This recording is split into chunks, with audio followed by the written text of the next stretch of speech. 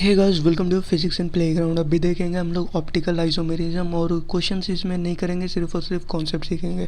Question जिनको करना है, 4 घंटे की लेक्चर डली हुई है, पूरा का पूरा ऑर्गेनिक का जेईई मेंस का क्वेश्चन एक बार में मैंने सॉल्व करवा दिया है, तो वो जा करके आप लोग देख सकते हो। तो यहाँ पे आपको कॉन्सेप्ट सिर्फ समझना है कि ऑप्टिकल आइसोमेरिज्म किसे कहते हैं, ऑप्टिकली एक्टिव होने का कंडीशन क्या चीज़ चाहिए, और total number of optical isomerism count करना होगा तो वो कैसे कैलकुलेट करेंगे। ठीक है, ये 3-4 चीज़ें सीखने हैं और कुछ एक्सेप्शन होते हैं इसमें, तो वहाँ पे एक्सेप्शन वाली चीज़ें सीखनी है। ठीक है, बस इतना कर लो, जेईई मेंस नीट दोनों का काम हो जाएगा। तो ऑप्टिकल आइसोमेरिज्म किसे कहते हैं? ऑप्टिकल आइसोमेरिज्म कहते हैं टू और more than two compounds have same molecular formula, same structural formula, but different direction rotation of PPL, plane polarised light.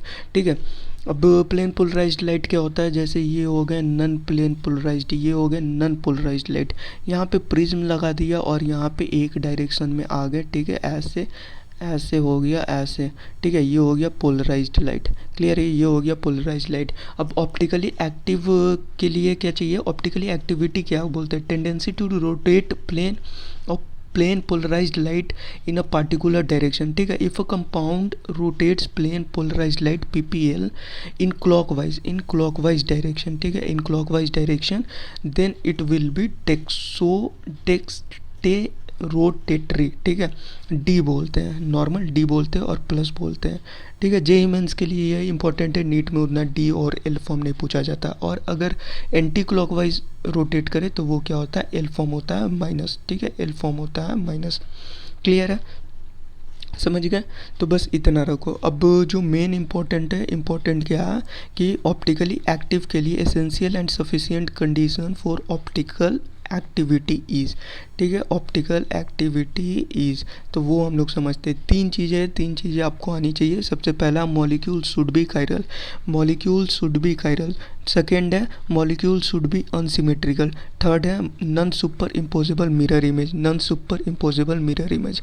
Molecule should be chiral किसे बोलते हैं? जब एक कार्बन ये 4 डिफरेंट ग्रुप से कनेक्टेड है तो इसे क्या बोलेंगे? Chiral carbon. ठीक है, ये क्या होगा? कायरलिटी होगी। यहाँ पे हो गया क्लोरीन, यहाँ पे ब्रोमीन, ठीक है, यहाँ पे आयोडीन और यहाँ पे फ्लोरीन।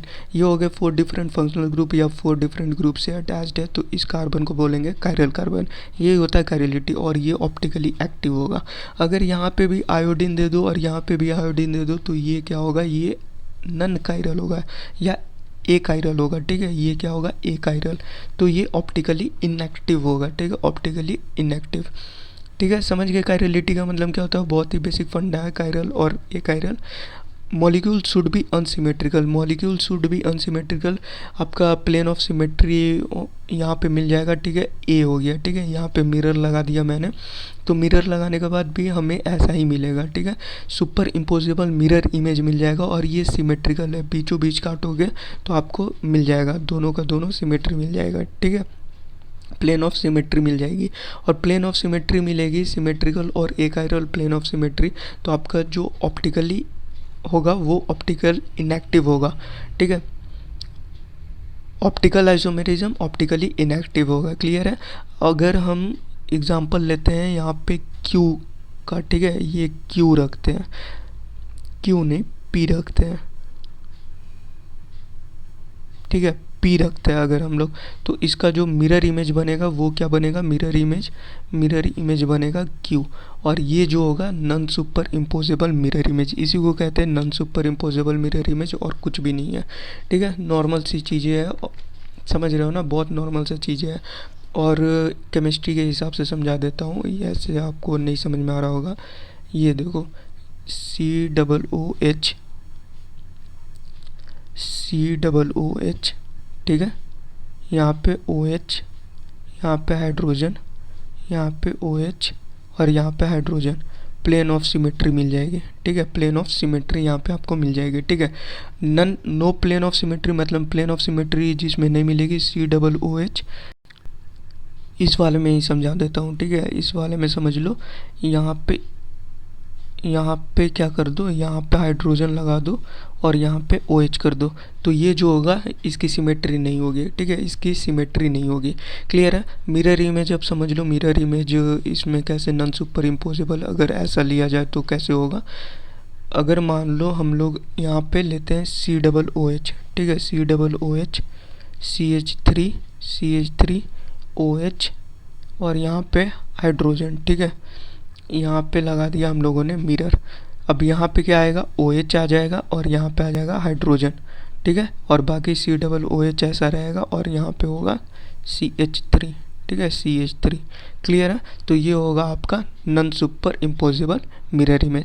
दिख रहा है ना non super impossible mirror image कैसा होता है। बस इतना ही, ये 3 कंडीशन चाहिए। अगर ये 3 कंडीशन फुलफिल करता है तो वो ऑप्टिकली एक्टिव होगा। क्लियर है, क्या होगा, ऑप्टिकली एक्टिव होगा। अब हम लोग देख लेते हैं नंबर ऑफ ऑप्टिकल आइसोमेरिज्म या ऑप्टिकली एक्टिव आइसोमेरिज्म, अगर वो कैलकुलेट करने पूछेगा तो कैसे करेंगे।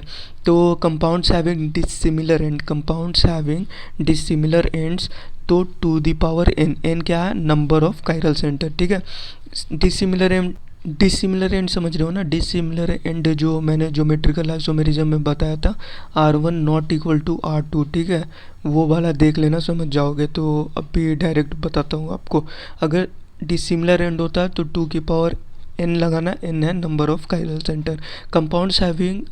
कंपाउंड्स हैविंग सिमिलर एंड, अगर सिमिलर एंड है R1 इक्वल टू R2 है विथ इवन कायरल सेंटर, ठीक है, इवन कायरल सेंटर 2 की power n-1। Compounds having similar and with odd chiral centre 2 का power n-1 minus 2 the power n-1 divided by 2, 2 the power n-1 minus 2 the power n-1 by 2, ठीक है। Note रखना, chiral nitrogen containing 3 degree amine do not show optical isomerism. Chiral nitrogen होगा but 3 degree amine होगा, वो molecule एकायरल हो जाता है, ठीक है। मेन रीज़न ये है, do not show optically isomerism. Chiral carbon containing carbanion, chiral carbon containing carbanion do not show optically isomerism, और ऑप्टिकली एक्टिव वो नहीं होता है, ठीक है, ऑप्टिकली इनएक्टिव होता है। क्लियर है, ये 2 चीज़ें याद रखना। फिर यहाँ पे देख लो एलिन, ये जो है chiral carbon but molecule is chiral, ठीक है, molecule is chiral, no chiral carbon allene में यहाँ पे आपको कायरलिटी नहीं दिखेगी। यहाँ पे भी CH2 है, यहाँ पे भी CH2 है, और हम लोगों ने क्या पढ़ा, कायरलिटी के लिए एक कार्बन 4 डिफरेंट ग्रुप से अटैच होने चाहिए, ठीक है। बट ये जो मॉलिक्यूल है वो मॉलिक्यूल कायरल है, जिसके कारण ये ऑप्टिकली आइसोमेरिज्म शो करेगा और ऑप्टिकली एक्टिव होगा, ठीक है। ओनली दो substituted allenes will be optically active in which each sp2 carbon have different atom और ग्रुप, ठीक है। Each sp2 carbon have different atom x and y और ग्रुप, ठीक है। क्लियर है, बहुत बेसिक चीज़ें हैं, सारा कुछ बहुत इजीली समझ जाओगे। अब नेक्स्ट है ortho substituted biphenyl compounds 2016 AIPMT में पूछा गया था ये, ठीक है। Phase 1, ortho substituted biphenyl compounds do not have any chiral carbon but due to chiral molecule they are optically active, ठीक है, ऑप्टिकली एक्टिव होता है। सो इतना ही था optical isomerism. So thanks and best of luck for your exam. मिलते हैं next class में।